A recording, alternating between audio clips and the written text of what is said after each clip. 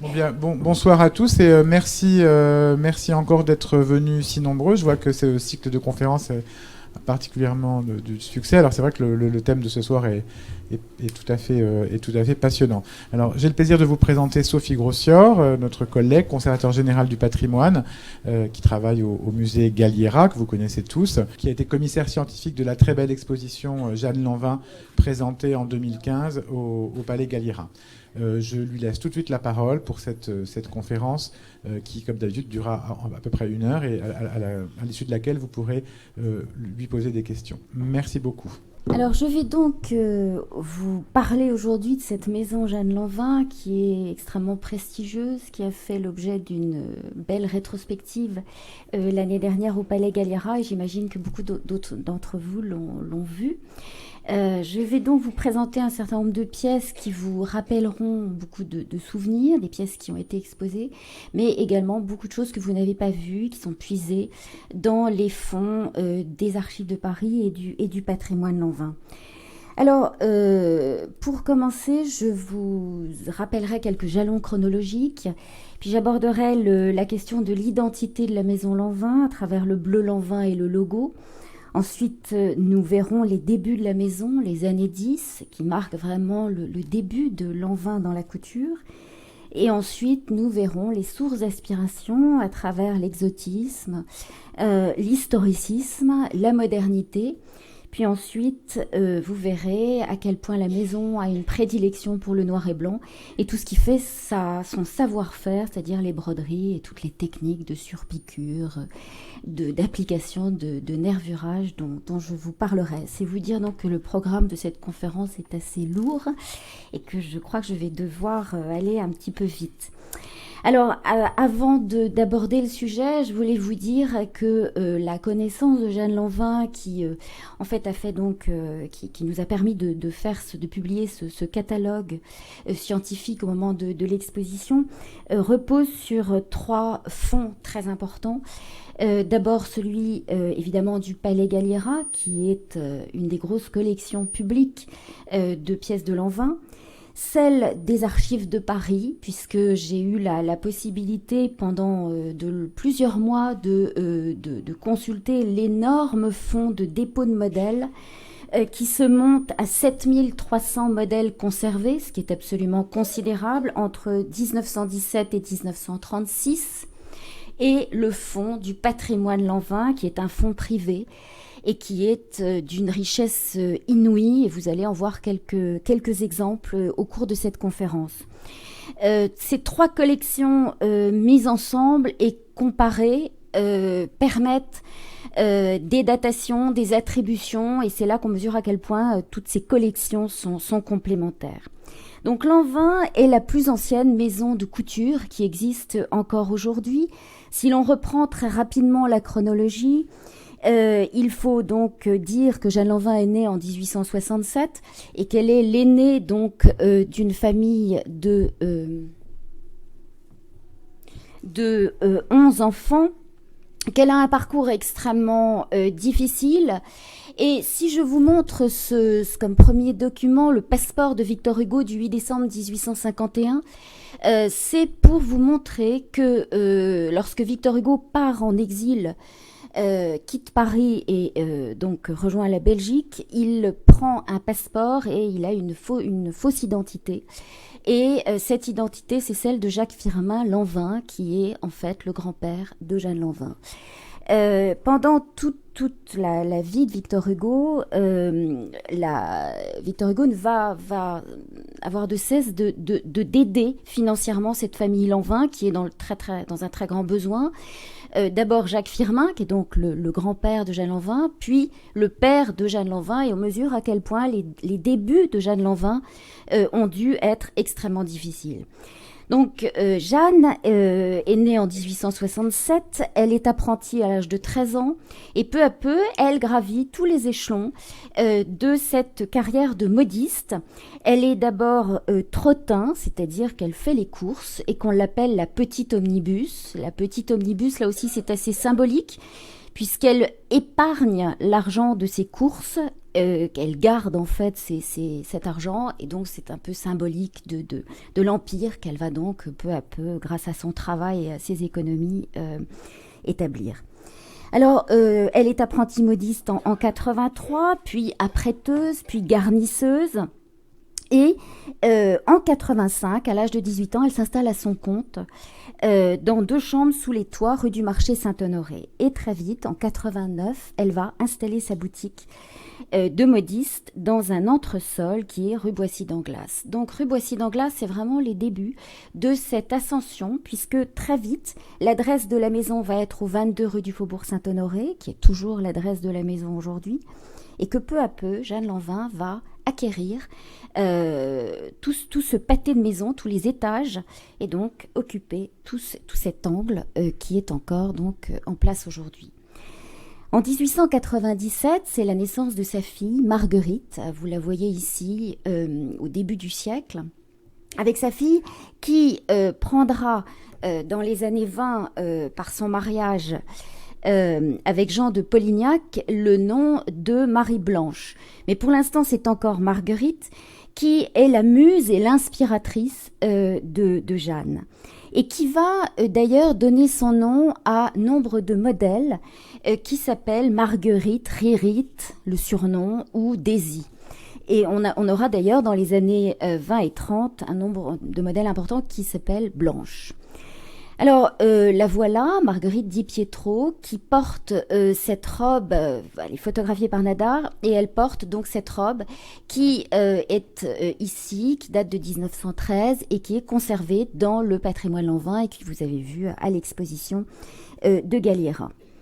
Alors, je voulais également vous montrer ces exemples de broderie, projet de sac conservé dans le patrimoine Lanvin, projet de broderie également avec ces marguerites qu'on trouve vraiment à foison dans la création de Jeanne Lanvin, et puis cette robe Marguerite de la nuit qui est conservée dans nos collections, qui date de l'été 29 et qui pour l'instant m'intéresse surtout par rapport à son titre, par rapport à tout ce que je viens de vous dire. Alors, Jeanne Lanvin est reconnue très tôt comme une autorité dans la couture. Et elle a un rôle majeur à l'exposition 1925, l'exposition des arts décoratifs et industriels modernes, puisqu'elle préside la classe 20, qui est la classe du vêtement. Et à la suite donc de cet énorme travail qu'elle fournit, elle est promue chevalier de la Légion d'honneur en 1926. Et à cette occasion, un très grand nombre de confrères lui adressent des félicitations, et le patrimoine Lanvin conserve un album qui regroupe toutes les lettres et les cartes de félicitations qu'elle a reçues. Et voilà donc cette lettre de Voort, de Jacques Voort, qui est le petit-fils de Charles Frédéric, et qui lui écrit « Je souhaite que mes félicitations vous arrivent parmi les premières. Aucune de celles que vous recevrez ne seront en tout cas plus sincères. Vous savez les raisons pour lesquelles personne plus que moi ne souhaitait vous voir rendre l'hommage que vous ont mérité votre labeur acharné et votre brillante réussite. » Et vous pouvez remarquer qu'ici, Jeanne Lanvin a noté répondu moi-même, ce qui est assez rare d'ailleurs quand on regarde toutes ces lettres. Ça témoigne donc de l'importance de cette lettre. En 1937, Jeanne Lanvin préside le pavillon de l'élégance à l'exposition internationale des arts et techniques. Et en novembre 1938, elle est promue officier de la Légion d'honneur. Et c'est donc Sacha Guitry qui fait alors son éloge. Jeanne Lanvin meurt en 1946. C'est la doyenne de la couture. Elle a une longévité exceptionnelle puisque jusqu'à la fin, elle travaille. C'est vraiment quelqu'un, vous verrez la dernière diapositive que je vous montrerai, c'est une pièce qu'on a la chance de conserver au Palais Galliera et qui est vraiment de sa dernière collection. Et donc, elle a eu une carrière absolument exceptionnelle. Alors, la maison Lanvin emploiera jusqu'à 1000 ouvrières à son apogée. Et vous voyez Jeanne Lanvin dans son bureau, tel que l'a peinte Édouard Vuillard, ce tableau très célèbre de 1933 qui est conservé au musée d'Orsay. Et vous voyez là, sur sa porte, la pancarte sur laquelle il est inscrit « Madame Défense d'entrée, s'adresser en face ». On l'a toujours appelée Madame. C'est quelqu'un qui est extrêmement discret, qui est le contraire d'une Gabrielle Chanel, qui travaille dans le calme de son bureau, qui n'est pas du tout mondaine, et qui suscite un très grand respect, et qu'on voit donc sur ce panonceau.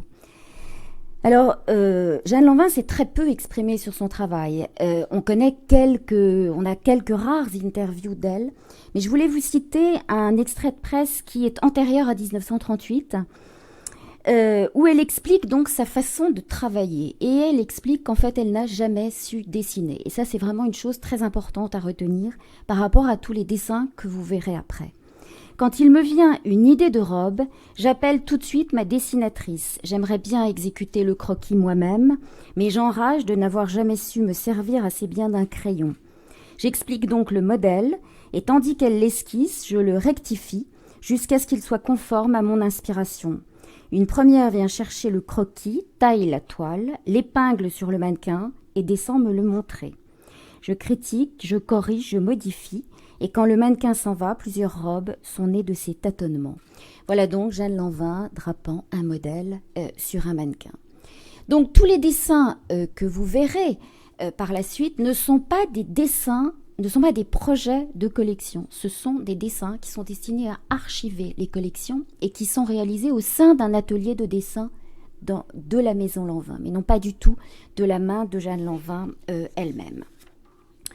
Alors l'identité de la Maison Lanvin repose en fait sur deux thèmes.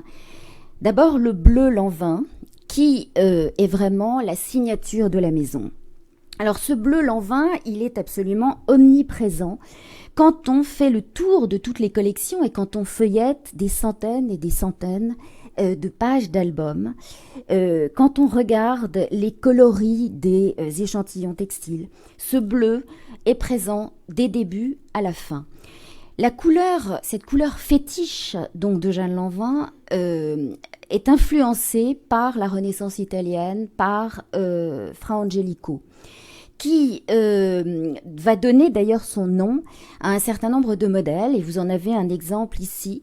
En 1925, l'album collection 1925 conservé dans le patrimoine Lanvin, et vous voyez donc ce modèle bleu dont le titre est absolument en adéquation avec sa couleur.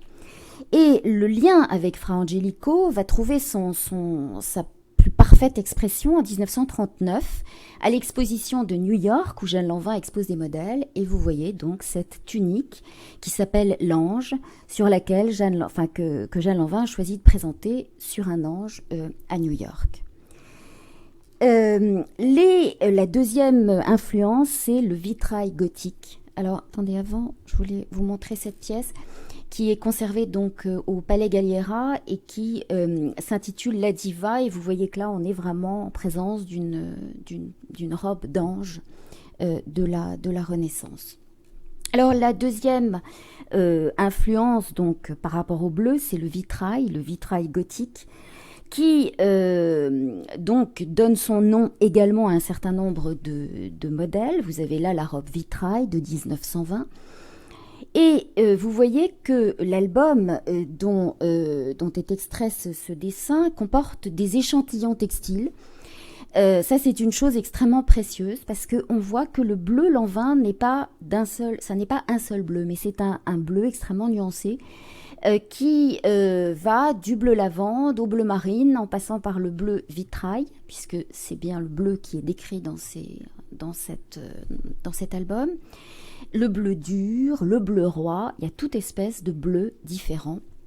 Et vous voyez que même dans les années 30, on a des robes qui s'intitulent vitrail. Donc c'est vraiment extrêmement présent. Et d'ailleurs, c'est relevé dans la presse, puisque en 1924, la Gazette du Bon Ton note « Pour le choix des couleurs, Lanvin allie son bleu, le bleu vitrail, Lanvin au bleu marine ». Alors, cette couleur va en fait se retrouver dans nombre de modèles. Dans le même album, vous avez la robe donatienne qui est conservée dans nos collections. Et voilà un excellent exemple de tout ce travail qu'on a pu réaliser et qui permet de mettre en relation les dessins du patrimoine Lanvin, parfois les broderies et les modèles qui sont conservés dans nos collections et parfois les dépôts des archives de Paris. Je vous en montrerai quelques exemples. Et donc cette robe donatienne est en maroquin bleu vitrail d'après le descriptif. Et ça me permet tout de suite de vous montrer une originalité des accords chromatiques chez Jeanne Lanvin, cette association du noir et du bleu, qui est également une dominante de toutes ces collections. Et il faut savoir que cette association du noir et du bleu était, au début du siècle, considérée comme absolument impossible. Ça avait été très à la mode sous le Second Empire. C'était complètement passé de mode à l'époque. Et Jeanne Lanvin va donc renouer avec cette association du noir et du bleu. Et vous allez voir que c'est, là encore, omniprésent, comme sur cette robe de l'été 1911 qui est conservée dans nos collections et qui vous montre bien donc ces accords qui pouvaient en surprendre certains à l'époque. Alors, les noms des modèles sont très évocateurs, souvent en adéquation d'ailleurs avec la couleur. On trouve azur, ciel bleu, petit bleu, Delft, l'ange bleu, sang bleu, Danube bleu, enfin il y en a à foison, je ne peux pas tous vous les citer. Et très souvent, donc, ces modèles sont bleus. Alors, je vais vous montrer un certain nombre de pièces. Voilà, une bourse du début du XXe siècle. Il y a un tour de cou. Vous voyez que le bleu se retrouve à la fois dans les accessoires, dans les modèles que je vous ai montrés, également dans les... Vous voyez une ceinture. Ça, c'est un extrêmement rare. C'est une ceinture vers 1912 qui était exposée et on retrouve ce type de ceinture sur ce modèle donc de l'album 10-11, donc ceinture en perles avec ces décors de rose qui sont si caractéristiques. Et puis la couleur bleue, elle est employée sur les cartons d'invitation dont le musée a la chance d'avoir une belle collection, et sur les boîtes d'emballage qui sont rayées de bleu et blanc, et également sur toutes les planches, les gravures publiées dans la Gazette du Bon Ton, et notamment ces planches de Georges Lepape, où vous retrouvez dans les années 20 cette association du bleu et du noir. Et puis évidemment, le bleu Lanvin, c'est le décor qui est choisi par Jeanne pour son hôtel de la rue Barbet-Jouy qui a été démoli et dont les trois pièces principales de son appartement, à savoir sa chambre, son boudoir et sa salle de bain, sont reconstituées au musée des arts décoratifs. Et donc on peut considérer que le bleu Lanvin s'officialise un peu avec cette collaboration avec Armand Albert Rateau qui va conduire à la création de Lanvin Décoration qui n'aura qu'une existence un peu éphémère. Mais donc on peut penser que ce bleu-là, c'est vraiment le bleu Lanvin, même si on voit énormément de nuances différentes. Alors, Jeanne Lanvin s'intéresse beaucoup à la couleur. En 1923, elle ouvre à Nanterre une usine de teinture et on peut voir à travers tous les échantillons qu'il y a une très très grande variété de couleurs dont l'exposition d'ailleurs donnait une idée. J'insisterai sur le vert absinthe que vous allez trouver autour de 1925. Je vais vous en montrer quelques exemples. Et puis, on a aussi des modèles dont les noms, là encore, sont en adéquation avec la couleur. Il y a beaucoup de pièces qui portent le nom de Satan. Tous les modèles Satan, enfin presque tous, sont rouges. Vous avez des modèles évêques qui sont violets. On a également pistache, perruche. Enfin, il y a quand même une réflexion très poussée de Jeanne Lanvin au niveau des titres. Et vous pouvez donc remarquer que Jeanne Lanvin intitule ses modèles, contrairement à certaines maisons qui leur donnent des numéros. Tous les modèles chez Jeanne Lanvin ont un nom, et j'aurai l'occasion de vous montrer qu'il peut y avoir des jeux de mots inventés au sein des collections. Alors la deuxième spécificité de la maison, c'est le logo, qui se situe évidemment sous le signe de cette relation très forte entre Jeanne Lanvin et sa fille. Dès le début, la maison est placée sous le signe de cette relation. Mais Jeanne Lanvin n'est pas la seule. Vous voyez que Louise Cherhuit, qui est donc la fondatrice de la grande maison Cherhuit, qui était 21 place Vendôme, pose pour les modes en 1907 avec sa fille Jacqueline. Donc c'est quelque chose qui n'est pas l'apanage de Jeanne Lanvin, même si elle va l'exploiter jusqu'au bout. Et vous voyez que cette relation va habiter l'ensemble des planches de gravées par Brissot, par Le Pape, pour cette fameuse Gazette du Bon Ton, qui était la revue élégante par excellence. Et ces planches portent des sous-titres qui sont tout à fait dans la même veine et qui sont comme un récit. Sais-tu ta leçon? Si on rentrait goûter, as-tu été sage, etc. Donc d'emblée, la maison se situe sous ce signe-là.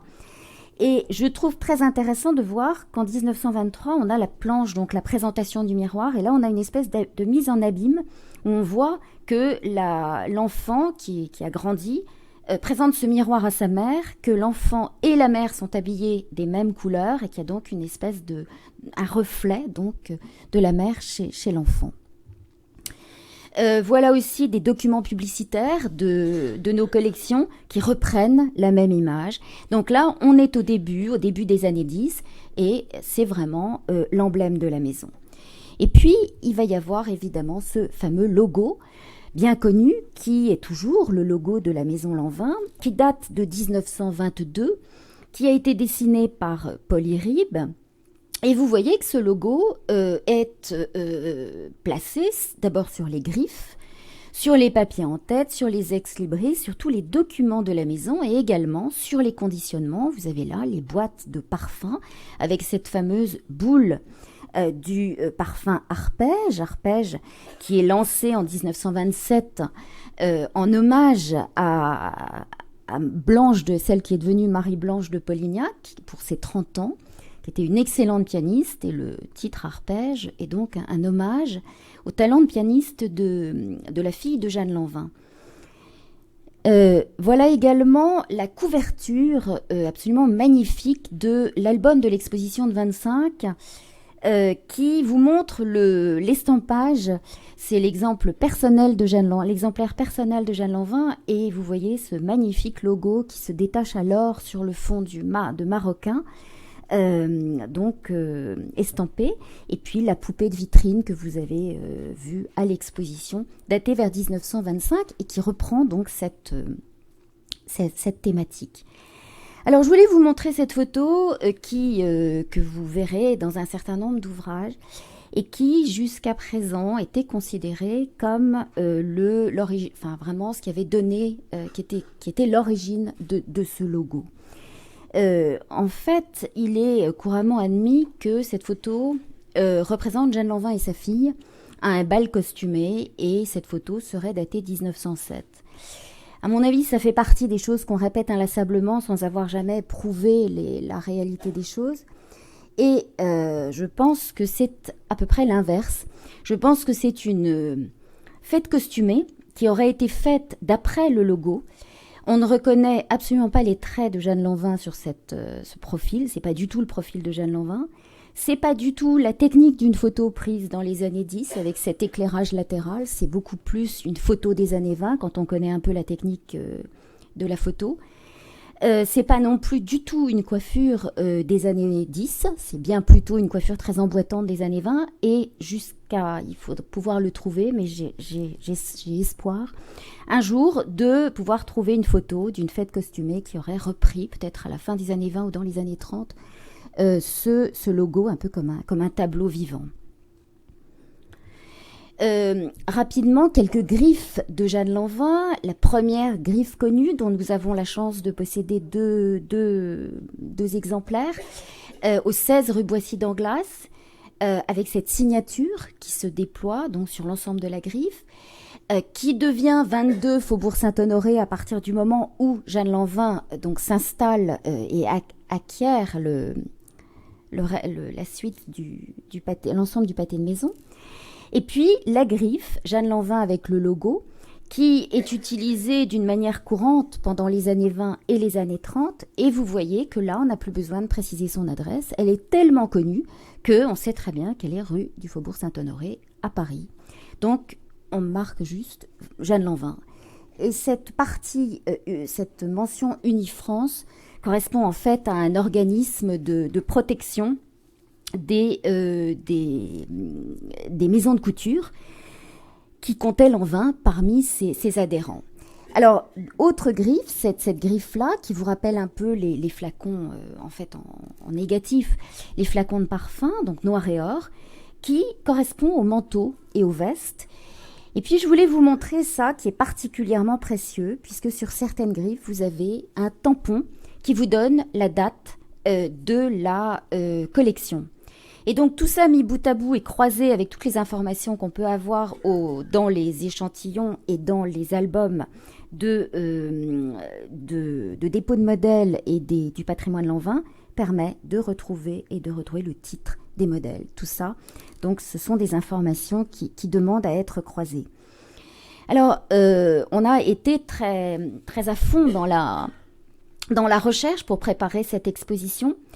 Et je voulais vous montrer ces deux exemples, donc la robe La Diva, que vous avez déjà vue, et la veste du soir Bacchus, qui datent toutes deux de l'hiver 35-36 et qui se portaient ensemble, puisqu'elles ont été données par la même personne, qui donc a expliqué qu'elle portait ces deux pièces, rouge et bleu, ensemble. Il est assez fréquent de trouver au dos des griffes des bolducs avec donc une étiquette avec un numéro inscrit à l'encre. Et on est assez intrigué, on essaye de savoir à quoi correspondent ces numéros. Alors c'est très difficile d'y voir une suite logique d'une année à l'autre, mais il est évident qu'il s'agit bel et bien d'un numéro de commande.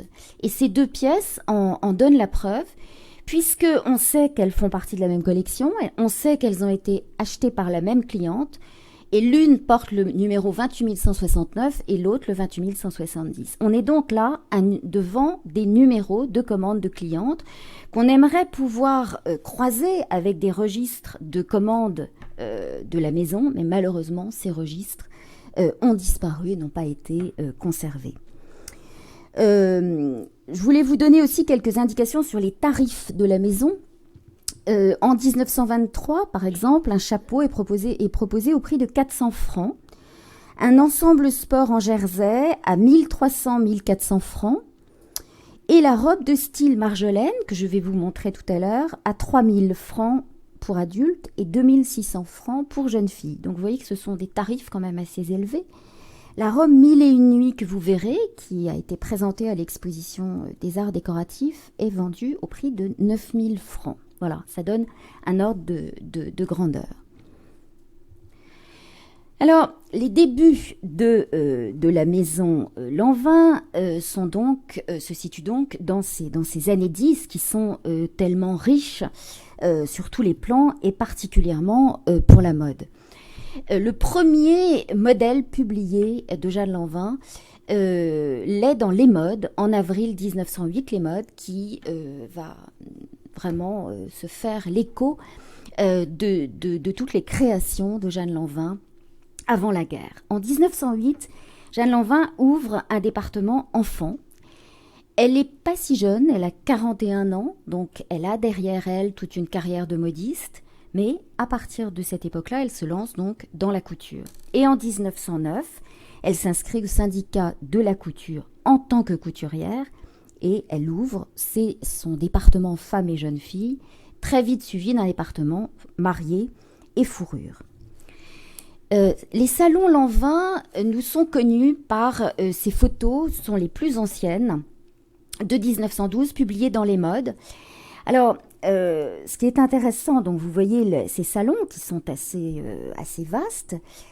Si on regarde bien, ici et ici, vous avez des photos de Paul Nadar qu'on retrouve dans Les Modes et qui montrent bien toute cette publicité dont je vous parlais, avec à la fois les modèles et les chapeaux. Et Jeanne Lanvin va donc mettre ces photos de Paul Nadar au mur de ses salons. Et ici, nous avons un ensemble de gravures de la deuxième moitié du 19e qui constitue vraiment une source d'inspiration extrêmement importante pour Jeanne Lanvin. Alors, le premier département, c'est le département enfant, qui trouve son origine dans ces créations que Jeanne Lanvin réalise pour sa fille Marguerite, et qui rencontre un succès considérable auprès des mères des petites amies de Marguerite, qui demande d'où viennent ces beaux modèles. Et on a quelques traces dans les souvenirs des contemporains de cette production.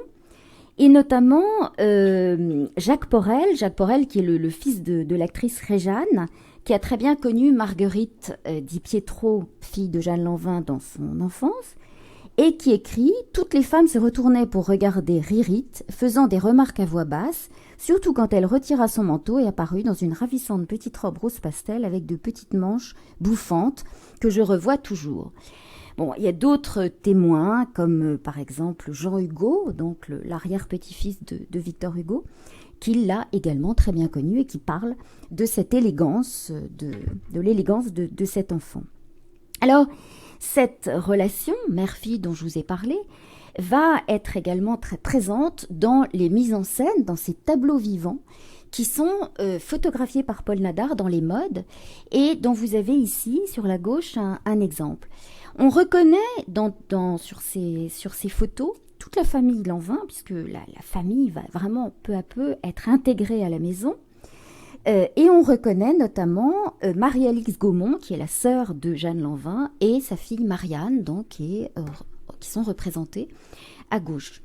Et à droite, vous voyez un modèle que j'ai reproduit dans le catalogue et qui était tout à fait inédit, d'une robe de petite fille qui est tout à fait proche de cette robe-là et qui a la particularité d'être décorée d'un motif vermiculé, donc comme une espèce de vermicelle en fil d'or. Je vais vous en montrer un autre exemplaire ici. Vous retrouvez donc ce décor vermiculé ici qui est absolument caractéristique de Jeanne Lanvin avant la guerre. On a très peu de pièces pour enfants. Il y en a quelques-unes dans nos collections, quelques-unes dans le patrimoine Lanvin, mais ce sont des pièces qui sont assez rares. Et vous voyez ici une robe habillée qui date de 1914 et un bonnet de demoiselle d'honneur avec toujours ces décors de petites roses très caractéristiques.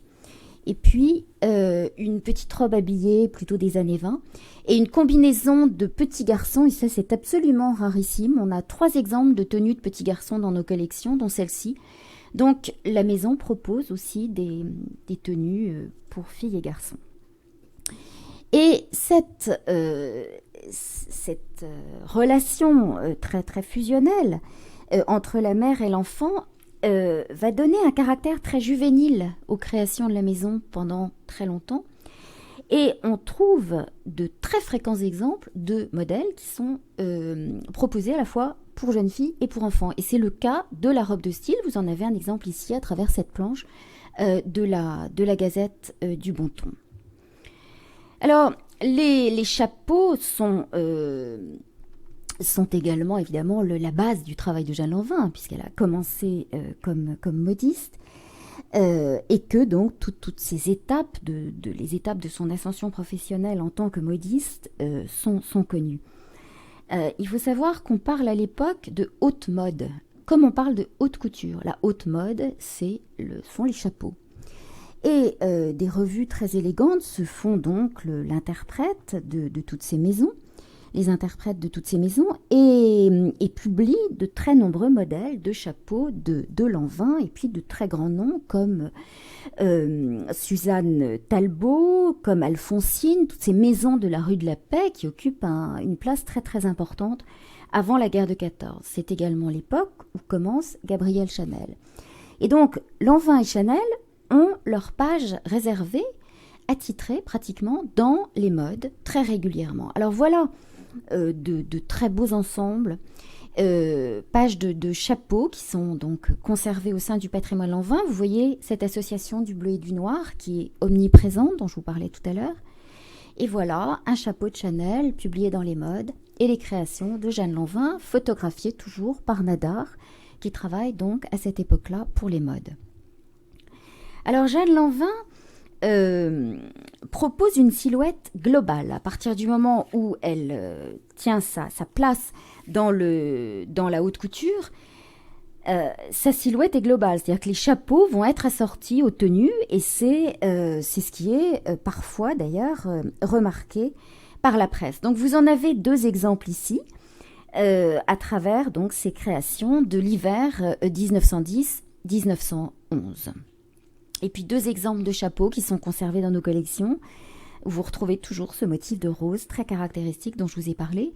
C'est également des choses qui sont assez rares et qu'on ne trouve plus que très rarement sur le marché. Alors, les caractéristiques de cette époque-là, c'est le décor vermiculé et les sous-taches dont je vous ai parlé tout à l'heure. Voilà une très belle robe de 1909 qui fait partie d'une garde-robe très importante qui est conservée donc dans nos collections, qui est celle d'une élégante Madame Combe Saint-Macary qui s'habillait à la fois chez Poiret et chez Lanvin. Et on mesure à quel point cette femme a été une des premières clientes de Jeanne Lanvin, puisque vous avez là, à droite, la robe qui est reproduite dans les modes et qui est un des premiers modèles connus, hein, qui vraiment date de la première année de l'installation de Jeanne Lanvin en tant que couturière. On retrouve également, comme je vous l'ai dit, beaucoup de roses qui sont faits avec cette espèce d'imbrication, de mousseline qu'on retrouve à la fois sur des ensembles. Bon, vous en avez un exemple ici, et puis cette capeline des années 20. Et puis ce modèle qui me paraît faire un peu la synthèse de tout ce que je viens de vous dire, c'est-à-dire cette silhouette globale qui dans les années 10 est extrêmement droite avec une taille très haute, un chapeau qui est proposé en même temps que la robe, le décor vermiculé, la rose, le raffinement du détail, le bleu en très légère touche, et puis toujours ces broderies Lanvin dont je vous reparlerai, mais c'est le raffinement évidemment qui caractérise les productions de la maison Lanvin dès cette époque. Alors, la deuxième partie de cet exposé va concerner les sources d'inspiration. Alors, ces sources d'inspiration, elles sont multiples. Toutes les maisons de couture sont marquées d'influences diverses et variées, qui se combinent les unes aux autres et qui parfois sont assez complexes à déceler. Alors, Jeanne Lanvin conserve dans son bureau un certain nombre d'ouvrages, de gravures, de photos. Vous avez vu au mur de son salon ces gravures du 19e siècle. Elle en a des centaines qu'elle conserve dans des ouvrages et dans des albums qu'elle relie elle-même en tissu. Et vous retrouvez ici ce décor vermiculé qu'on a sur toutes les robes. Et ici, une série d'albums reliés qui sont tous plus beaux les uns que les autres, tous reliés d'une manière différente avec cette étiquette inscrite à la main. Et donc, c'est toute cette documentation faite d'illustrations, de photos provenant des grandes agences, notamment l'agence Alinari, l'agence italienne, qu'elle va collationner. Beaucoup de photos, de tableaux de la Renaissance, de tableaux des primitifs flamands, enfin énormément de choses qui ensuite vont trouver un écho dans les collections. Alors, première influence, donc une influence un peu horizontale, l'exotisme et l'ethnographie. Il y a une très grande une très grande influence ethnographique dans les créations de Jeanne Lanvin. Je vous remonte cette robe donatienne qui est très marquée par l'influence russe. Vous voyez qu'il y a une forme un peu de tablier, puisque cette partie-là, les emmanchures et le bas de la robe sont en fait en velours noir, et qu'on a comme une surrobe qui fait tablier, avec ce motif qui reprend un peu celui d'un collier d'un costume régional, avec cette association d'orange et de bleu, là encore très caractéristique, bleu lavande, de Jeanne Lanvin. La fin des années 10 est évidemment marquée par l'influence des Russes qui viennent à Paris après la Révolution de 17, et donc on va avoir une très grande imprégnation de la mode de toutes ces influences. Voilà encore un autre exemple de chapeaux qui reprennent un peu la forme des kokochniks russes. Et puis une robe roumaine. Voilà donc un premier exemple de dépôt de modèles dont les archives de Paris conservent tant d'exemplaires et qui permettent donc dont l'étude permet de faire des croisements avec les dessins du patrimoine Lanvin. Et j'ai donc retrouvé en préparant cette exposition, le dessin de ce modèle qui s'intitule Roumaine, donc dans les dessins Lanvin, et vous voyez qu'il y a là encore une influence ethnographique extrêmement marquée. Le manteau Sigurd ou Lohengrin, déjà dont le titre est déjà assez parlant, qui est recouvert de broderies un peu d'influence persane, un peu orientale. On est un peu devant un décor des Mille et une nuits, tout ça donc réalisé en paillettes. Ici, on a plutôt une influence chinoise. Vous voyez cette robe tirelire qui reprend un peu les motifs des bronzes chinois archaïques. Et puis la toque à droite qui est encore assez influencée par la Chine. Alors ici, on est plutôt dans la lignée de l'égyptomanie. En 1922, c'est la découverte de la tombe de Toutankhamon, donc on trouve énormément de décors égyptiens dans la mode.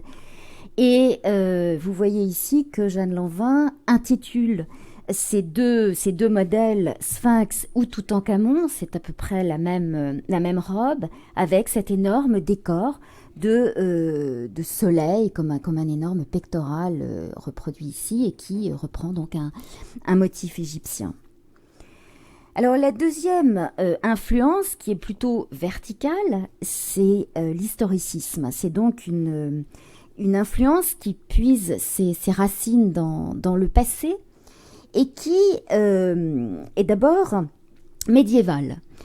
On trouve très très tôt cette influence chez Jeanne Lanvin. Voilà un manteau qui provient d'ailleurs toujours de cette même garde-robe dont je vous parlais, Madame Combe-Saint-Macary, daté vers 1913, et qui utilise donc ce tissu décoré de blasons et d'aigles affrontés. Et si vous regardez bien, vous voyez d'ailleurs que la manche est montée, le tissu est utilisé à l'envers. Donc il y a un clin d'œil là des ateliers. Le décor est à l'endroit sur les parements et ici les oiseaux ont la tête en bas. Voilà donc déjà un exemple d'inspiration médiévale très tôt dans la production de Jeanne Lanvin.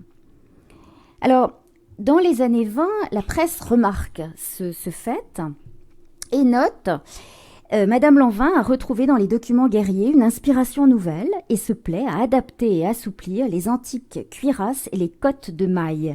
Muées en guerrières, les femmes semblent plus féminines et plus attirantes que jamais. Et vous allez retrouver des titres qui sont complètement dans cette perspective, c'est-à-dire croisade, Saint-Louis. Vous voyez ici cette poche qui reprend un peu une aumônière brodée. C'est comme si la femme portait un décor, un objet puisé dans des collections comme celle du musée de Cluny par exemple. Et puis un modèle que j'ai trouvé donc dans le fond des archives de Paris 1932 avec ce titre accordéon qui est complètement en accord avec cette coupe. Et vous voyez ces crevés complètement médiévales qu'on retrouve sur le col également et sur les manches. Et cette influence va très très loin puisque dans les années 30, on va avoir des espèces de boléros très très rigides qui s'apparentent à des cuirasses. Vous voyez ici cette chose, on se demande même comment ça a pu être porté, mais c'est comme une cuirasse rigide. Et sur ce modèle lampion, vous avez des panneaux, des rubans en fait de lamé qui sont montés sur des bandes de crin et qui forment absolument comme une cuirasse. Et puis vous voyez encore ces modèles extravagants. Plus les années avancent, plus les années 30 avancent, plus Jeanne Lanvin semble inspirée par ce côté guerrier. Et vous retrouvez ici donc cette influence. Cette robe cuirasse ou la robe polaire qui est conservée dans nos collections, qui était présentée à l'exposition, qui est absolument comme une cuirasse dorée. Et vous voyez que dans les années 30, à une époque où les couturiers vont plutôt délaisser la broderie, où on va plutôt s'orienter vers quelque chose de très classique, avec des lignes très très fuselées, Jeanne Lanvin continue à proposer son style et donc a proposé des pièces qui sont entièrement pailletées c'est une sorte de plastique en fait, qui donne une impression de lourdeur, mais qui en fait sont extrêmement légères. Et puis cette veste, mensonge, et je vous parlais tout à l'heure des jeux de mots que Jeanne Lanvin, qu'elle s'amuse à introduire dans les titres de ses modèles, et vous avez la veste mensonge qui a son pendant dans la même collection, dans la veste vérité. Donc là, on est là encore devant une espèce de cuirasse médiévale. Alors, deuxième source d'inspiration, toujours dans l'historicisme, l'inspiration religieuse. Voilà encore un exemple de ces très beaux livres reliés, et on a vraiment l'impression qu'on est là devant un ouvrage en orfèvrerie. Donc ça, c'est vraiment typique aussi de Jeanne Lanvin. Alors, les références religieuses sont liées à cette tradition catholique très, très vive dont Jeanne Lanvin est imprégnée. De très nombreux modèles, et c'est sans doute l'influence qui est le plus marquée finalement à travers les titres, portent des noms religieux. On a des modèles Alléluia, Angélus, Oraison, Pénitente, et quelquefois avec des jeux de mots. Vous voyez ici la robe pécheresse et le manteau le moine, ou la robe pécheresse et le boléro moinillon. Donc on sent qu'il y a quand même un amusement derrière, et qu'il a fallu certainement se creuser la tête pour tous les ans, à travers plusieurs collections, trouver des modèles et des titres évocateurs. Bon, vous avez vu Vitrail tout à l'heure. On a également Ave Maria, on a Satan, on a Évêque, on a des quantités de titres qui reprennent donc toute cette inspiration. Vous voyez ici franciscaine, et les modèles évêques, comme je vous l'ai dit, bon là la couleur est plutôt bleue, mais les modèles évêques sont pratiquement toujours violets. Et puis on a des noms de saints et beaucoup de titres de modèles qui portent des noms d'ordre religieux, donc la carmélite, chartreux, dominicain, dominicaine et franciscaine. Donc c'est quand même très intéressant de noter ça. Alors ça, c'est vraiment pour le titre. Mais à travers la coupe, vous voyez qu'il y a des influences religieuses très marquées. La robe Angélus, vous voyez qu'elle reprend une croix, on a un peu l'impression d'une tenue de croisade. Et cette robe Petit Dîner, où il y a une croix ici, qui est en fait en crêpe de soie appliquée ton sur ton, qui ne se voit que quand le fond est clair, mais qui là encore relève à l'évidence d'une influence religieuse. Ces dessins qui là encore sont publiés dans le catalogue, mais que j'ai trouvés dans le Fonds Lanvin et qui étaient inédits, où vous avez donc à la fin des années 10 ces modèles qui sont complètement d'inspiration liturgique et qu'on va retrouver sur cette jaquette Marion ici, avec une espèce de pan qui reprend tout à fait la même veine. Le manteau Jupiter avec ce décor tout à fait proche aussi d'une tenue liturgique, d'une dalmatique ou d'une chasuble. Et vous voyez, vraiment, c'est vraiment extrêmement présent dans Jeanne Lanvin, et c'est très proche de ce dessin vers 1919. Et puis, on va beaucoup plus loin, puisque au début des années 30, Jeanne Lanvin, et déjà dans les années 20 avec la robe pénitente, mais surtout dans les années 30, Jeanne Lanvin propose des robes qui sont vraiment des robes de moine, avec ce cordonnet. Vous voyez ici, donc, cette ceinture, des robes de pénitente qui ont une coupe donc extrêmement sobre, et qu'on retrouve sur cette robe, la Diva, que je vous ai montrée, qui est tout à fait dans la même veine, et la robe Concerto, qui est très célèbre. C'est une de nos pièces emblématiques, avec donc cette opposition du noir et du blanc dont je vais vous parler, mais vous voyez cette forme également qui est tout à fait caractéristique. Et puis je voulais vous montrer ce déshabillé aussi des années 40, avec la ceinture qui reprend la même forme, et vous voyez là encore ces pans qui reprennent, on a vraiment l'impression d'ornement. Donc, constamment, Jeanne Lanvin réutilise des choses qu'elle renouvelle. Toujours dans ses influences, il y a la robe de style, bien évidemment, qui puise ses origines donc dans le passé également, qui est très influencée à la fois par le XVIIIe siècle et par le Second Empire. Qu'est-ce que c'est que la robe de style? C'est une robe qui est dont le corsage est très ajusté, dont la jupe est extrêmement bouffante, qui est montée sur cerclette, qui est très souvent ornée de cocardes, de rubans, de dentelles, avec des volants superposés, et qui, contrairement à la mode des années 20, qui voit la ligne, la hauteur des robes se raccourcir, contrairement à cette ligne, la robe de style reste longue.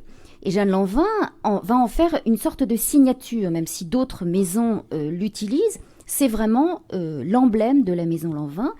Et ça va se décliner, donc, comme je vous l'ai dit, pour les enfants et pour les adultes. Alors, cette robe de style, les prémices, en fait, de cette robe de style apparaissent pendant la guerre avec la crinoline de guerre, qui est cette ligne donc très caractéristique de 1915 qu'on retrouve dans la presse et dans les albums de dessins Lanvin, mais dont nous n'avons pas nous-mêmes d'exemples dans nos collections. Et voilà cette robe de style qui va être tellement importante chez Lanvin que on la retrouve sur les affiches de l'exposition de 25, un peu exacerbée évidemment avec cette taille très fine, mais vous voyez là qu'il y a vraiment tous les ingrédients de la robe de style avec le motif de la cocarde, le nœud, le bleu, le modèle pour enfants qui est à peu près semblable à celui de la mère, et voilà une petite robe, les petites filles modèles de 1925, conservées dans le patrimoine Lanvin. Et donc les petites filles modèles, ça renvoie bien à ces références du Second Empire qui sont évidemment très présentes dans cette robe de style. Alors voilà la robe Marjolaine. On a 2 robes de style dans nos collections très, très importantes. Donc la robe Marjolaine, j'insisterai sur les cocottes ici. Vous voyez que la robe est décorée donc d'une cocarde d'où partent deux rubans. Et on retrouve un motif qui, dans les descriptifs, est intitulé cocotte. C'est comme les cocottes qu'on faisait, les cocottes en papier. Donc du tissu replié. Et ça, c'est vraiment déjà la marque d'une très grande virtuosité des ateliers, puisque si vous regardez bien, vous voyez qu'il y a là une alternance de cocottes en taffetas et de bandes de dentelle métallique. Et tout ça est parfaitement ajusté et se retrouve sur nombre de modèles, et notamment dans les titres. Et en 1925, vous avez ce modèle cocotte, et vous voyez bien que les cocottes sont présentes sur tout le bord de la pièce. Et ces cocottes, vous les retrouvez ici, surdimensionnées, comme Jeanne Lanvin sait le faire, dans les années 30. Et puis on a également cette robe colombine, qui est là encore un des chefs-d'œuvre des collections, 1924-25. Et là, on a la chance d'avoir la robe, le dessin, le dépôt de modèle et l'échantillon brodé, les 4. Et c'est donc, c'est tout à fait exceptionnel d'avoir les 4. Ça peut arriver pour d'autres exemples, mais c'est quand même assez rare. Et là, vous voyez bien donc cette photo de dépôt qui est faite donc face, dos, profil pour protéger le modèle, avec l'opposition du noir et du blanc, l'énorme motif circulaire qui est bordé ici de grosses perles, le nœud qui est emblématique de cette relation entre Jeanne Lanvin et sa fille, et l'influence japonaise qui est extrêmement présente chez Jeanne Lanvin. C'est un peu une synthèse aussi, cette robe colombine.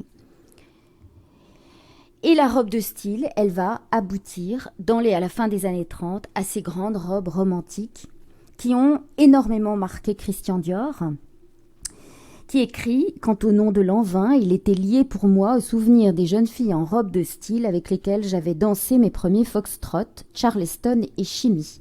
Dans les balles, elles étaient toujours les mieux habillées. » Et il y a évidemment un lien entre la robe de style et le New Look tel que Christian Dior va l'inventer en 1947. Alors Jeanne Lanvin trouve également ses inspirations au cœur de la modernité, et particulièrement dans le style art déco.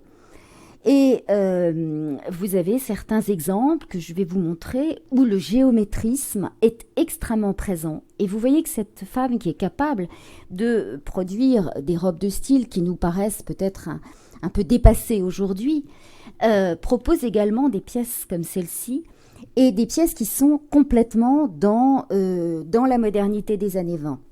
Et vous voyez ici ces deux modèles donc du patrimoine Lanvin, où vous avez cette succession donc de triangles noirs sur fond blanc.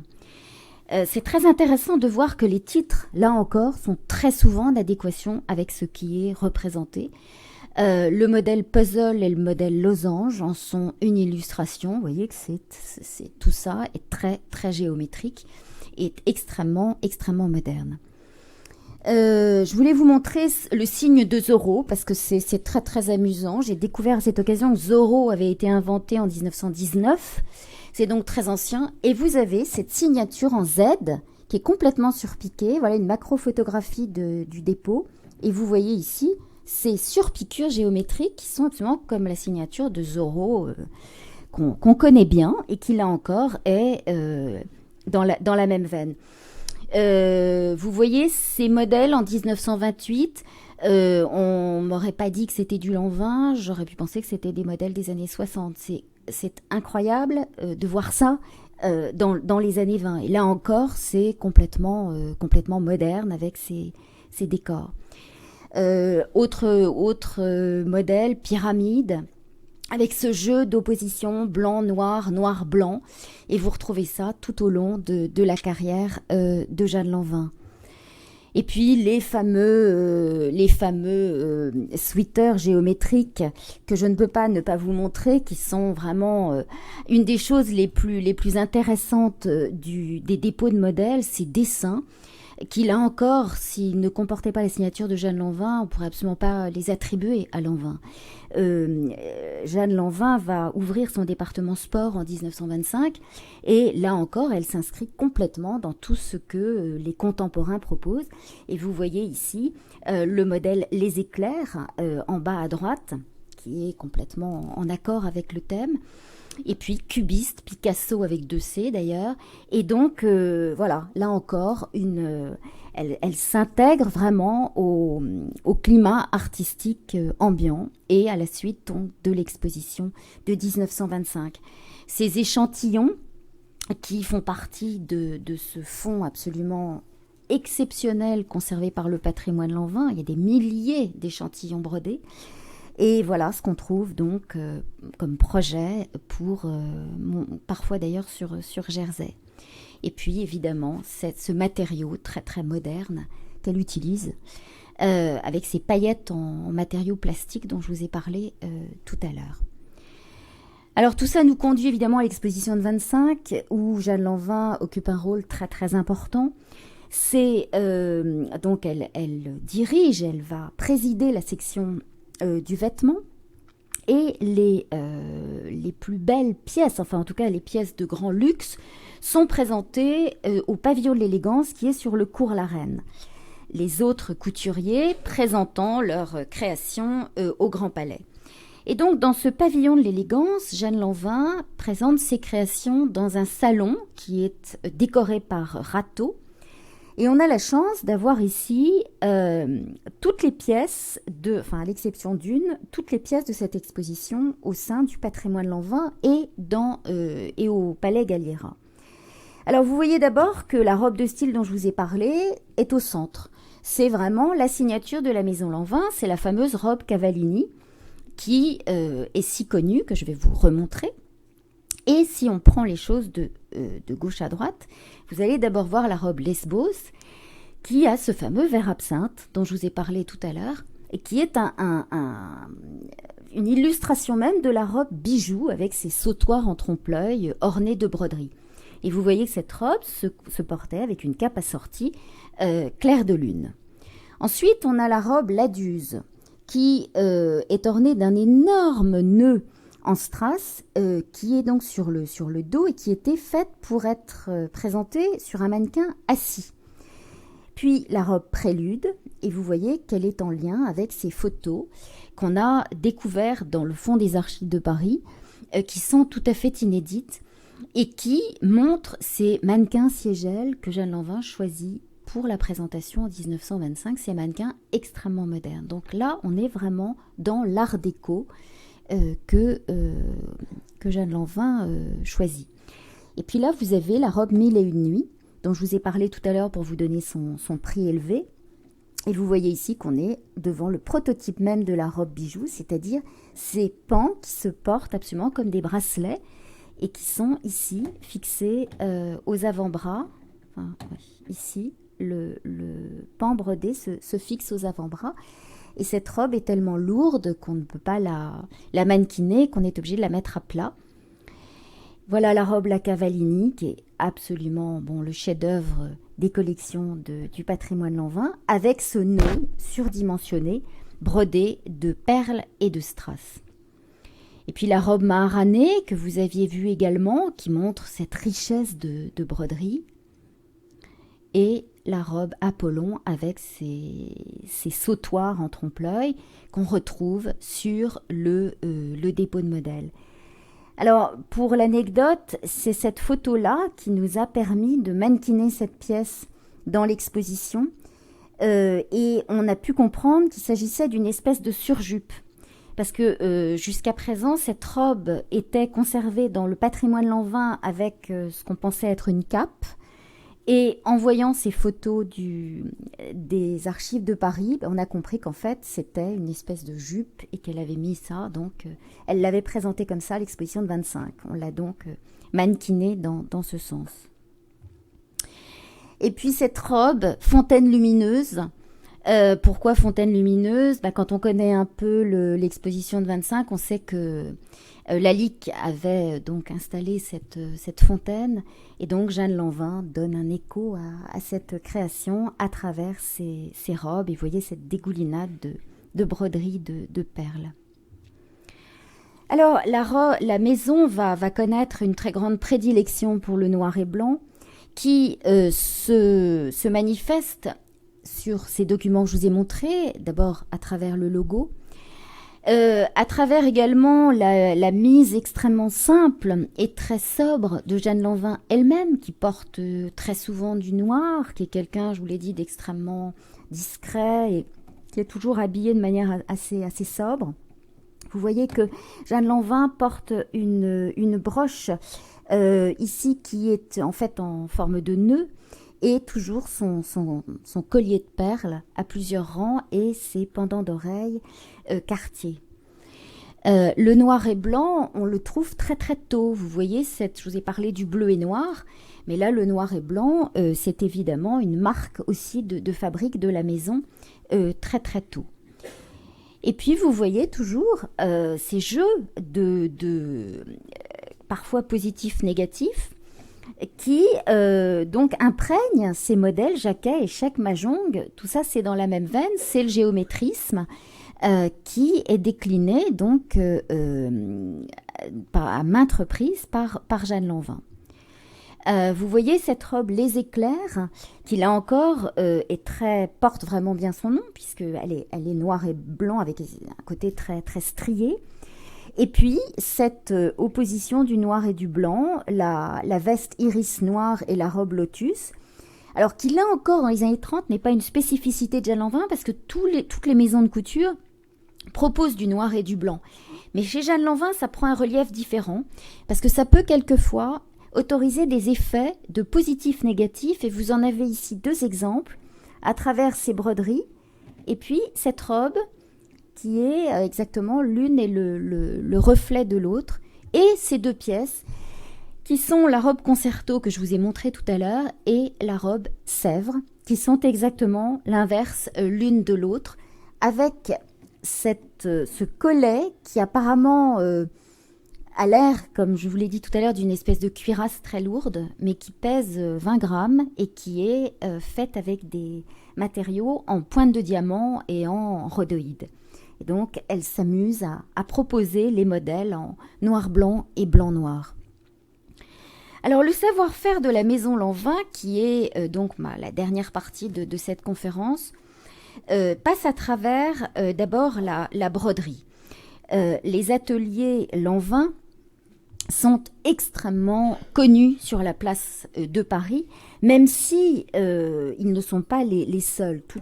Beaucoup de maisons de couture ont leurs propres ateliers. Vous en avez ici un exemple.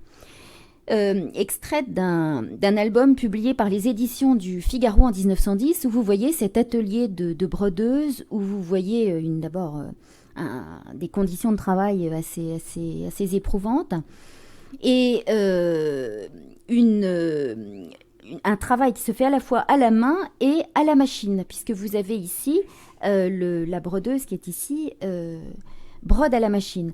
Et ça se retrouve dans les ateliers Lanvin, où certains descriptifs conservés aux archives de Paris parlent de travail machine.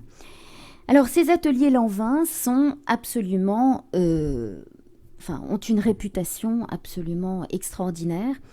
Et on comprend pourquoi quand on voit la richesse incroyable de ce fonds conservé par le patrimoine Lanvin, qui montre une multiplicité d'abord d'influences, de matières, de coloris, une inventivité incroyable. Et ces échantillons sont souvent signés de la main de Camille, qui est la belle-sœur de Jeanne Lanvin, ou de Madame Marie, qui sont les deux personnes qui dirigent les ateliers de broderie. Et dès le début, la maison développe cette compétence. Vous avez vu ces ouvrages vermiculés, ces ceintures en perles, etc. Et plus les années avancent, plus les choses se complexifient. Et vous voyez ici donc cet oiseau qui est proposé par par Camille, et puis Madame Marie qui signe cet autre motif, et vous voyez que l'envers est aussi beau que l'endroit. Alors on a quelquefois des échantillons qui sont de cette taille. C'est absolument extraordinaire. Voilà encore un exemple. Vous avez les paillettes, les applications de lamé. Bon, il y en a des centaines. On a du mal à choisir, mais je voulais vous en montrer quelques-uns. Ceci également, vous avez ce décor qui est en fait un décor de plumes réalisé avec des lames de métal. L'utilisation des sequins en miroir qu'on va retrouver sur une pièce, et puis cet oiseau qui, là encore, est brodé sur satin. Et tous ces échantillons sont souvent des essais, n'ont pas tous été utilisés. Alors voilà le maillot Vogue, que vous connaissez probablement, qui est fait avec des sequins de miroir, et l'oiseau qui reprend donc la même technique en 1924. Alors, il est extrêmement intéressant de faire des liens entre les dessins conservés, parfois les modèles, vous l'avez vu avec la robe de style colombine, et les échantillons brodés, et on arrive parfois à retrouver au sein du patrimoine Lanvin ces échantillons qui correspondent là à la robe moscovite, qu'on connaît par ailleurs par un dépôt des archives de Paris, l'aile de Mercure que vous retrouvez ici, l'espèce de poisson mythique qui est ici sur la robe vieille chanson, et vous voyez que les ateliers ont proposé plusieurs couleurs. Alors la cliente après évidemment change à son gré les coloris des modèles, et puis vous voyez évidemment ce que je vous ai montré tout à l'heure, la robe colombine avec son échantillon, et le sac du soir qui date des années 20 que nous conservons et dont on a retrouvé là il y a 2 mois le dessin dans le patrimoine Lanvin. Alors les motifs, je vous ai déjà parlé de la cocarde, vous voyez à quel point ces motifs sont beaux, ce bleu et noir qui là encore prend d'autres variations, et puis le nœud très symbolique du lien entre Jeanne Lanvin et sa fille, qui quelquefois se transforme en papillon et donne son nom, Farfalla, à certains modèles. Et vous avez donc ici le dépôt de modèles, le dessin et la broderie ici, avec ce magnifique papillon à application de velours et brodé de strass. Et on a, chez Jeanne Lanvin, un décor figuratif qui va être complètement disproportionné. Et c'est ce qui se passe ici avec le papillon de nuit. Vous voyez ce décor qui va finalement envahir toute la surface du modèle, et le fameux nœud de Cavallini. Et donc là, on est dans l'excès de Jeanne Lanvin. Et puis vous voyez évidemment ces pièces que vous connaissez, mais que je tiens à vous montrer pour vous parler de la disposition des broderies chez Jeanne Lanvin. qui souvent place son motif de façon complètement dissymétrique, surdimensionné, et qui le place sur le devant et sur l'arrière, comme si elle incitait la femme à se tourner pour montrer le reste du décor. Et c'est ce qui se passe ici sur Chauve-souris, avec Chauve-souris de l'été 29, où vous avez la suite des ailes de la chauve-souris dans le dos. Encore d'autres modèles extraordinaires, papillon noir et papillon vert, où vous avez donc déjà ce qui s'annonce, c'est-à-dire les boléros brodés des années 30, dont je vais vous montrer certains exemples. La broderie qui devient bijou sur ces robes. Vous en voyez quelques exemples, donc à travers la robe Lesbos, ces pans brodés. Déesse, et ça c'est spécifique à Lanvin, vraiment tous ces pans brodés qui forment comme des sautoirs, et ce décor de bijoux qui donne son nom au modèle en 1925, la robe bijou. Alors vous voyez ces bracelets qui vont, la robe que je vous ai montrée tout à l'heure, avec ces bracelets en espèce de tige métallique, qui du coup, vous voyez cette sobriété, et puis ça c'est la signature Lanvin. Des colliers en trompe-l'œil, qui sont connus par ces dessins Bellone, Élisabeth et Charmeresse, des colliers, des cravates en trompe-l'œil. Bon, ça c'est vraiment du pur style Lanvin. Et puis on arrive aux fameux bijoux, collets, boléros, qui sont en nombre impressionnant dans les années 30. Et ça c'est la spécificité Lanvin, c'est donc le fruit de ces ateliers si connu sur la place de Paris. Et vous voyez ici que Jeanne Lanvin propose également des gants dont le revers est assorti à la broderie du boléro et qu'elle va jusqu'à mettre un boléro en trompe-l'œil sur la robe en tulle, cette robe qui porte très bien son nom et qui s'appelle Scintillante. Toujours cuirasse que je vous ai montré et polaire, c'est la broderie Lanvin, alors que chez d'autres couturiers, on aura des grandes robes blanches taillées dans le biais de manière constante. Jeanne Lanvin continue à proposer sa broderie. Et la robe diva qui est tellement emblématique, c'est la 3e fois que je vous la présente, mais cette fois-ci pour une autre raison. Vous voyez qu'il y a sur les manches ces broderies qui sont constituées de paillettes superposées, on en a parfois jusqu'à 8, qui sont reliées par un fil. Et je voulais vous en montrer un autre exemple à travers ce manteau que vous connaissez, qui est un manteau de 37, avec ces perles, ces paillettes qui forment comme des cônes. Et voilà le détail de certains échantillons conservés dans la maison Lanvin, et vous voyez toutes les couleurs de ces paillettes qui, ce travail est absolument incroyable quand on pense que tout est réalisé à la main. Et ici, le fin du fin, vous voyez qu'il y a des fils de couleurs différentes. Donc ça, je crois qu'il n'y a que les ateliers Lanvin qui pouvaient proposer ça. Enfin, ils étaient assez peu nombreux à pouvoir proposer ça dans ces années-là. Alors le savoir-faire Lanvin, au-delà des broderies, passe à travers les surpiqûres. Je vous en ai déjà un petit peu parlé, avec le signe de Zorro et Mercure. Ces surpiqûres qui, en fait, dessinent des motifs géométriques sur des modèles qui sont matelassés.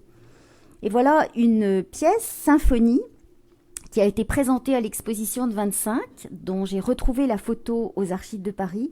Et en fait, ces pièces sont molletonnées. C'est un peu la technique du bouti et donc recouverte de surpiqûres. Et c'est le cas du manteau Lohengrin. Et vous voyez l'intérieur de la doublure qui est complètement... c'est un travail... c'est vraiment de la haute voltige. Il n'y a pas un raccord qui soit mal fait. Tout est parfaitement aligné. La robe Phèdre, qui était aussi à l'exposition, et si je vous la montre, c'est pour mettre l'accent sur la technique de surpiqûre. Il ne s'agit pas du tout de choses qui sont concentriques, contrairement à ce que vous pourriez penser, mais c'est en escargot, c'est-à-dire que ça part d'ici et tout est en spirale. Et vous retrouvez ça sur les traînes, sur les photos des années 30. Il y a ça absolument partout chez Jeanne Lanvin. Donc quand on voit une surpiqûre, on peut se dire que c'est la maison Lanvin. Et puis vous avez ces bourrelets qui, là encore, sont souvent montés sur du crin et qui autorisent des effets très spécifiques. Vous voyez ici Eva avec cette espèce de poche qu'on retrouve ici, faite avec ses bourrelets surpiqués, la robe du soir qui est à côté, et puis cette robe qui est là encore un peu dans l'influence médiévale dont je vous parlais, avec ses cuirasses, mais vous voyez que c'est fait avec des bourrelets juxtaposés, qu'on voit ici, comme des anneaux. Donc, Et puis le savoir-faire Lanvin, c'est aussi les applications, les découpes, les transparences.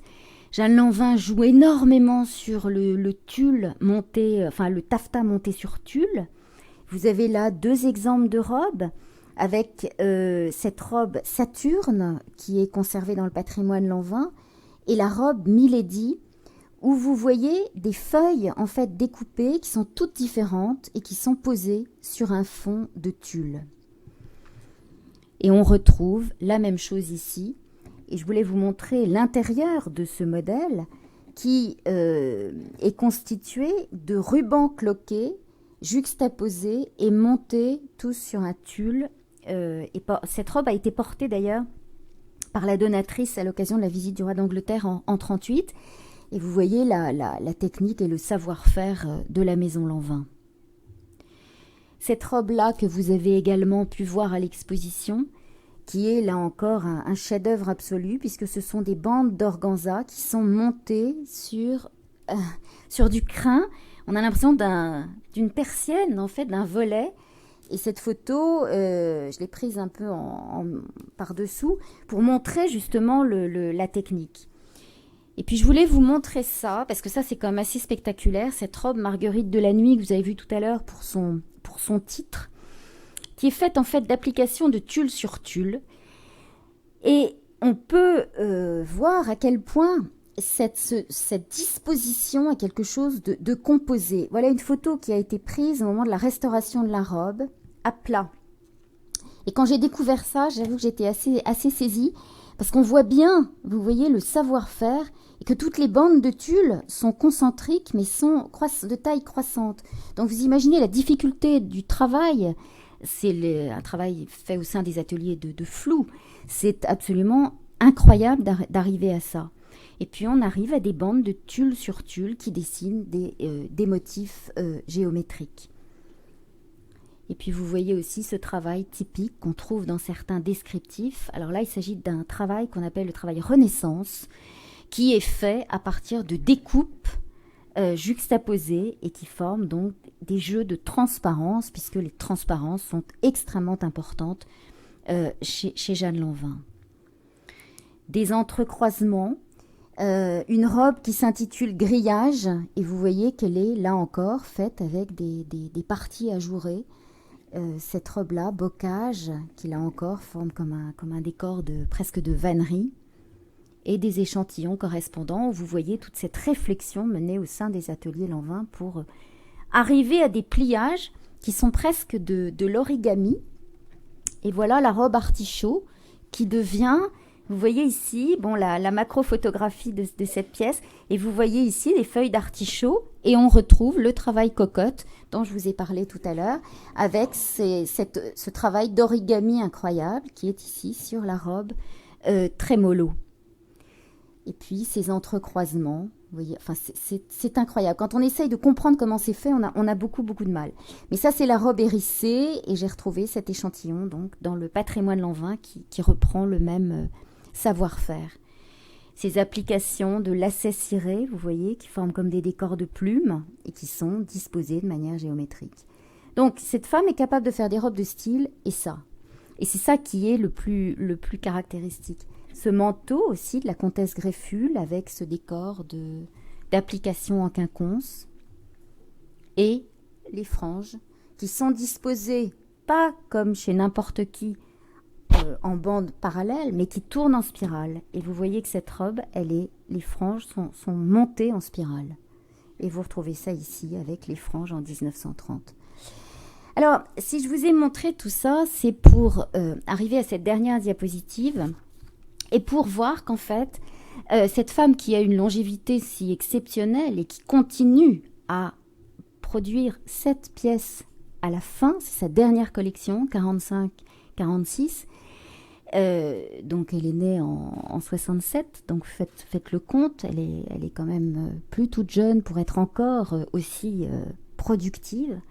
Et elle va produire ce manteau qui s'appelle Sérénade ou Barcarolle et qui est un peu la synthèse de tout son style.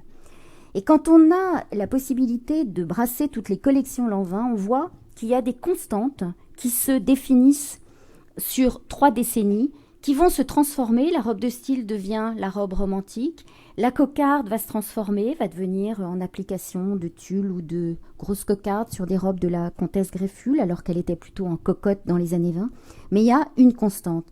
Et Jeanne Lanvin définit en 1945 son travail de cette manière. Le style Lanvin est donc simplement l'ensemble des grandes lignes qui caractérisent mes modèles et que l'on retrouve chaque saison, mais dissimulé sous un rythme nouveau, sous un mode imprévu, qui est d'ailleurs simplement la mode dont la recherche et l'embellissement ont rempli ma vie. Et vous avez ici ce manteau qui là encore vous montre ces jeux de mots qu'elle fait, Sérénade, Barcarolle, c'est la même mouvance, et ces énormes manches surdimensionnées qui montrent que quand Jeanne Lanvin a une idée, elle va jusqu'au bout de son idée, et on retrouve, vous voyez, jusqu'à la fin, donc dernière collection, ce fameux bleu Lanvin qui va prendre en fait une nuance un peu différente, qui devient presque du bleu marine, mais qui vous montre bien toute cette cohérence de cette production de Jeanne Lanvin. Voilà, donc j'ai été très bavarde, je vous ai montré beaucoup de choses, mais voilà, je ne sais pas si...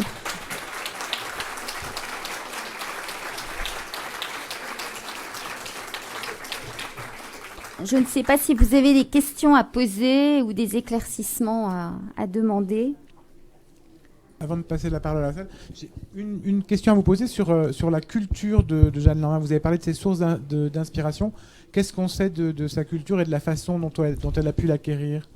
En fait, je crois qu'elle était très curieuse et qu'elle a acheté beaucoup de choses, beaucoup d'ouvrages, qu'elle les a accumulés dans son bureau.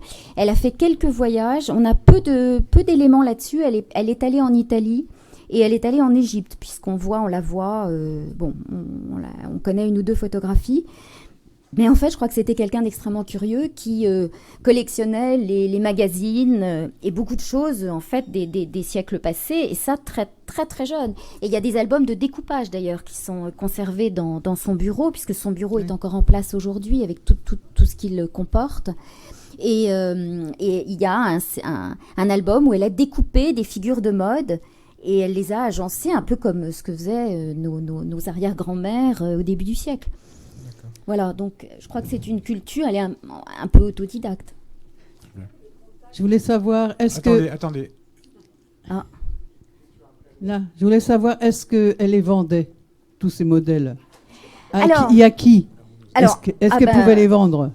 Écoutez, oui, parce que si on en juge déjà par tous les modèles qui nous sont parvenus dans nos collections, les donateurs les ont portés, donc et les ont achetés. Alors, ce que j'ai pas eu le temps de vous dire, c'est qu'il y avait beaucoup de collections par an et qu'il y avait des succursales, qu'elle a fondé des succursales à Biarritz, à Deauville, au Touquet. Et que toutes ces collections, évidemment, se vendaient, mais peut-être pas tout ce qu'elles proposaient. Et c'est là qu'on mesure, en fait, l'infime part qui nous est parvenue. Quand on voit l'importance des collections et que c'est des centaines de modèles par an, il y a des modèles d'exposition aussi. Par exemple, les modèles de l'exposition de 25, c'est le modèle d'exposition. Je pense pas que la robe 1001 nuits ait jamais été portée.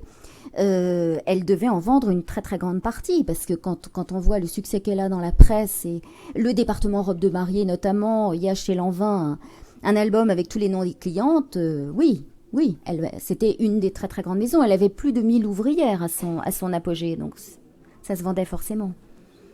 Oui. Est-ce qu'elle avait des échanges avec les créateurs artistiques de l'époque, ou c'était surtout une culture un peu autodidacte Alors, elle connaît. Jeanne Lanvin, c'est quelqu'un. Bon, vous avez vu une photo d'elle dans son hôtel. Elle collectionne les impressionnistes. Donc, elle ne collectionne pas les artistes vivants. C'est pas comme Madeleine Vionnet qui va collectionner l'Art déco ou Jacques Doucet. Bon. Vous savez, il y a des tas de choses qu'on ignore sur elle. D'abord, Jeanne Lanvin, il n'y a aucune lettre d'elle connue. Sa biographie a été écrite par Jérôme Picon, mais on a juste une biographie qui existe. Il y a des pans entiers de sa vie qui finalement sont peu connus. Et quand on a la chance de pouvoir avoir quelques échos de sa famille, on voit qu'il reste quand même des tas de choses à dire. Donc ces liens avec les artistes, j'avoue que ça m'est difficile de vous répondre. Ce que je peux vous dire, c'est que simplement ses goûts la portaient plutôt à collectionner l'art du passé, qui avait déjà une caution, qui était déjà reconnue. Son influence globalement dans la haute couture, le précurseur, oui, une influence énorme. Déjà, ne serait-ce que sur Christian Dior, quand on entend, quand on lit ce témoignage. Et puis, si vous voulez, là, on évoque une maison, mais il y a quand même tout le savoir-faire de la broderie qui est un savoir-faire partagé. Donc, tout ça, si vous voulez, il y a forcément des interférences. Forcément, quand on regarde le travail de Madeleine Vionnet, il y a des broderies chez Madeleine Vionnet, des dispositions de broderie qui évoquent Jeanne Lanvin. Alors, laquelle a influencé l'autre, je n'en sais rien. Mais elle a eu évidemment un rôle très très important, bien sûr, chez tout. Vous savez, en fait, c'est très difficile de dire que quelqu'un a inventé telle ou telle chose. Quand on regarde les choses de manière globale, on se rend compte qu'il y a un climat ambiant, et puis qu'après, il y a un style, une spécificité, et que les interférences, elles existent. Mais là, c'est quand même un vaste sujet. Voilà. Elle a quand même traversé, d'après ce que je comprends, les trois guerres, en fait. Quand elle était toute enfant. Mais de ce fait-là, que devenait la production de la maison? Comment la maison a-t-elle survécu à ce moment-là? Alors, pendant la guerre, en fait, la première guerre, elle a essayé la maison continue, parce que quand on regarde les collections, ça continue. Il ne faut d'ailleurs pas croire que la haute couture s'arrête pendant la Première Guerre mondiale. Quand on voit la production de la maison Cherhuit, par exemple, c'est phénoménal, avec une clientèle qui baisse un peu, qui se transforme, mais ces maisons-là continuent. Chanel commence pendant la guerre. Et Jeanne Lanvin essaie justement de continuer à donner une impulsion au savoir-faire français, puisqu'en 1915, elle s'en va à New York promouvoir la mode française. Donc sa maison continue à exister. La période de la Seconde Guerre mondiale est un peu moins connue. On a alors là, il faut lire la biographie de Jérôme Picon, qui a dépouillé un certain nombre d'éléments qui sont conservés dans le patrimoine Lanvin et qui montrent bien ses clientes au jour le jour. Il y a des espèces de journaux qui sont utilisés, qui sont des feuilles éparses et qui montrent justement au jour le jour l'activité de cette maison, mais qui a continué. On a des films, un film d'elle pendant la guerre montrant ses collections. Elle a évidemment continué. Le déshabillé blanc que je vous ai montré date des années 40. Il y a moins de modèles, mais évidemment, elle a continué. Et la presse, elle est présente dans tous les journaux pendant la guerre. Oui. Elle participe même à un concours d'élégance à vélo. Il y a une photo très célèbre de ces mannequins en bois de Boulogne qui sont sur des vélos et qui présentent les modèles. Il nous reste à vous remercier encore une fois pour cette conférence